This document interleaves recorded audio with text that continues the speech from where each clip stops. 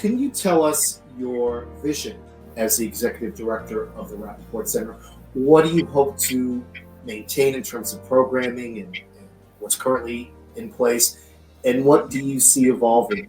I'm really lucky that with the leadership of the inaugural executive director, Lizzie Medvedeau, and really the commitment of the Rappaport Foundation, I think Jerry's legacy has flourished, and the center has really instantiated the values and mission that he and Phyllis were thinking about when they endowed the center.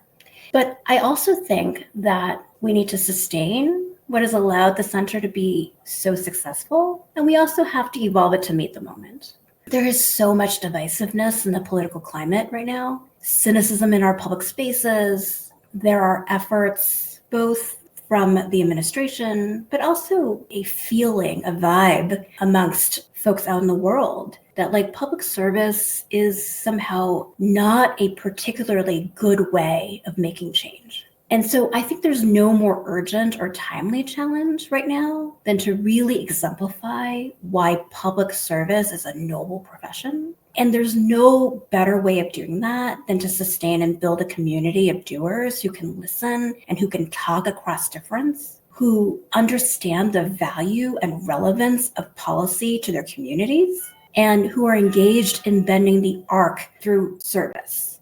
And so my hope is to really find ways to nurture and sustain that community. I think some of the particular things that I'm looking toward are, first and foremost, strategic planning. I really like strategic planning. One of the things I often say is that there should be no wish management.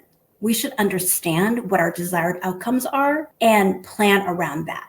And so aligning our organization's mission and values with our programming and optimizing that for impact, that's something that I really enjoy doing. And I'm excited to begin that process with our incredible advisory board, with the Rappaport Foundation, and also with the Dean's Office here at Boston College Law School.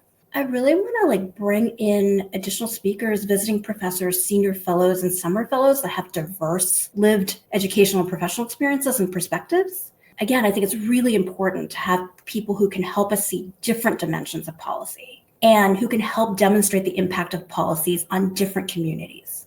And then the thing that has been occupying my brain lately is really thinking about how to reach and support more emerging leaders. Sean, we were so lucky to have over 90 applications for this summer's Rappaport Fellowship in Law and Public Policy. But out of those 90 students, we could only fund 12. But there are so many students out there who are outstanding in their leadership capacity, who have a real commitment to public service. And I want to figure out, how do we bring them into our community? How do we serve them and build their leadership capacity as well beyond this fellowship? So that's going to be one of the things that I'm puzzling out.